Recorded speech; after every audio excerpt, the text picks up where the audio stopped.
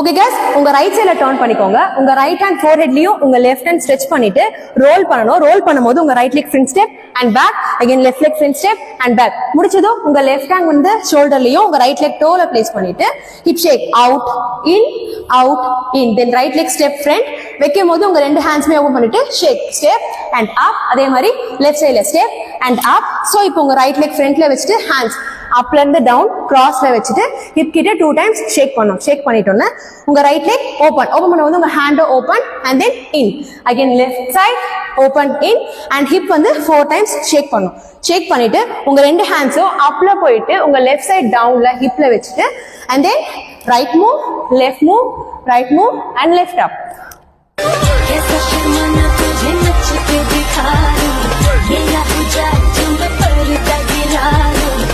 तुझे अखियों में